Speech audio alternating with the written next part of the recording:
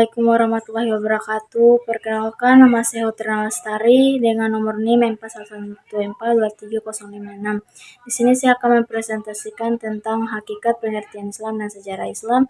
Dosen pengampu Profesor Dr. Novianti Jafri, MPDI. Oke, langsung saja tentang pengertian agama Islam. Agama dalam pengertiannya dapat dikelompokkan pada dua bagian, yaitu agama menurut bahasa dan agama menurut istilah. Secara bahasa, perkataan agama berasal dari bahasa Sanskerta yang erat hubungannya dengan agama Hindu dan Buddha, yang berarti tidak pergi tetapi tempat, diwarisi turun-menurun. Adapun kata lain mengandung arti menguasai, menundukkan, kepatuhan, balasan, atau kebiasaan. Agama menurut istilah adalah undang-undang atau peraturan yang mengikat manusia dalam hubungannya dengan Tuhannya dan hubungan manusia dan sesama manusia dan hubungan manusia dan alam.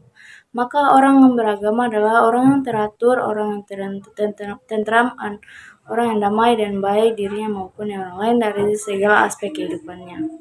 Baik, selanjutnya tentang unsur-unsur agama Islam. Setiap agama pada dasarnya terdiri dari 4 unsur, yaitu ajaran atau teori konsep sebagai isi gaib, iman sebagai interaksi antara pelaku dan konsep, ritus atau upacara sebagai sistem lambang, dan praktik atau amal sebagai perwujudan konsep dalam segala segi kehidupan individu dan masyarakat.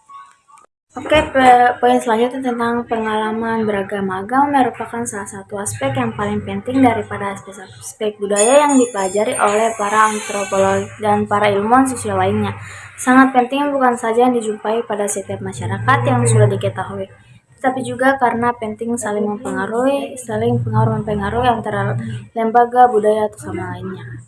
Poin pertama tentang animisme. Dalam filsafat, animisme adalah doktrin yang menempatkan asal mula kehidupan mental dan fisik dalam suatu energi yang lepas atau sekurang-kurangnya berbeda dari jasad.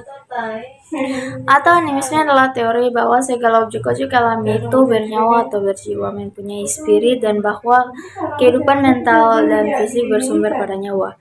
Jiwa atau spirit tadi di bumi Nusantara ini masih terdapat beberapa macam kesenian, jelas berasal dari budaya animisme dan dinamisme. Satu contoh seperti tarian kuda lumpian di Jawa biasanya sebelum pertunjukan dimulai, para peserta wajib dibekali mentara-mentara tertentu oleh sang dukun sebagai pengendali acara-acara. Poin kedua tentang dinamisme. Manusia mulai mengenali setiap peristiwa yang terjadi di sekitarnya sebelumnya. Manusia primitif mulai mengeluarkan teori-teori tentang hakikat benda atau materi. Ia mulai menggabungkan antara keberadaan ruh manusia dengan keberadaan benda lain seperti air, udara, api, dan tanah. Animisme berkembang lebih awal daripada dinamisme. Animisme menitik beratkan pada perkembangan ruh manusia. Mulai dari sini, manusia primitif menyimpulkan bahwa setiap materi yang memiliki sifat yang sama, maka memiliki substansi yang sama pula jika manusia mati dan hidup, tidur dan terjaga, kuat dan lemah, diam dan bergerak. Kemudian manusia diyakini memiliki ruh. Maka pepohonan, binatang, laut, api, matahari, bulan, dan materi-materi lainnya pun memiliki ruh seperti manusia. Di bumi Nusantara ini masih terdapat beberapa macam kesenian jelas berasal dari budaya animisme dan dinamisme. Satu contoh seperti tarian kuda lumpian di Jawa biasanya sebelum dipertunjukkan, para peserta wajib dibekali mentera-mentera tersebut oleh dukun sebagai pengendali acara. Selanjutnya tentang mitos. Cerita-cerita mitos yang menyesatkan memang masih merebak luas di tengah masyarakat. Masih banyak yang percaya bahwa ruh orang mati terbunuh akan menjelma menjadi hantu. Ada yang menyebutkan dengan istilah pocong, genderuwo, dan lain-lain.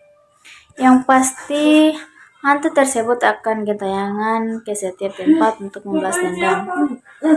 Jika yang mati adalah orang jahat, maka ia akan menjelma menjadi babi atau kera. Jelmaan ini akan mengganggu warga sekitar yang masih hidup. Poin selanjutnya tentang hakikat agama Islam.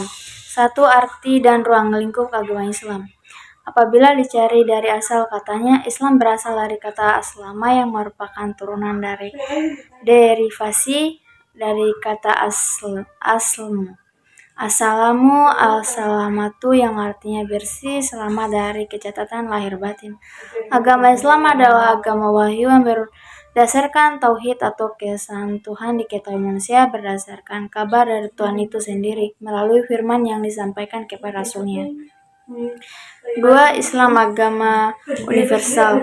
Agama Islam dipandang secara sempit sebagai agama dogma dan berisi ibadah ritual saja, padahal aspek ritual hanya sebagian saja dan komponen ajaran Islam, karena ajarannya berkaitan dengan seluruh aspek kehidupan manusia yang sekaligus memberikan nilai-nilai esensial terhadap semua aspek tersebut. Selanjutnya tentang Islam, agama rahmat lil alamin. Islam diturunkan kepada manusia berfungsi sebagai rahmat, namun nilai rahmat tersebut akan berpengaruh kepada manusia yang melaksanakan sejarah agamanya secara totalitas sebagaimana firman Allah dalam Al-Quran surah Al-Baqarah ayat 28 yang artinya, hai orang-orang beriman, masuklah kamu ke dalam Islam seluruhnya dan janganlah kamu turut langkah-langkah syaitan, sesungguhnya syaitan itu musuh yang nyata bagimu. Oke, selanjutnya poin besar tentang sejarah agama Islam. Islam adalah salah satu agama monoteistik utama dunia. Itu dimulai pada awal abad ke-7. Islam berasal dari kata al-silm dan istaslama yang artinya damai dan pasrah. Tuhan alam Islam disebut sebagai Allah yang dalam bahasa Arabnya berarti dewa atau dewa. Seseorang yang beriman dan mengamalkan agama Islam tersebut Muslim dengan lebih dari 1,5 miliar, mungkin di lebih dari 230 negara. Islam telah berkembang menjadi salah satu agama terbesar di dunia. Banyak Muslim tinggal di Asia, Afrika, dan Timur Tengah. Pertumbuhan dan penyebaran Islam dimulai ketika Nabi Muhammad mulai membagikan wahyu ilahi dan menyebarkan pesan yang diterima dari Allah. Pada tahun 244, keempat pimpinan itu membantu Islam menyebar dan tumbuh jauh melampaui Timur Tengah melalui penaklukan kota-kota besar seperti Baghdad, Yerusalem, dan Alexandria.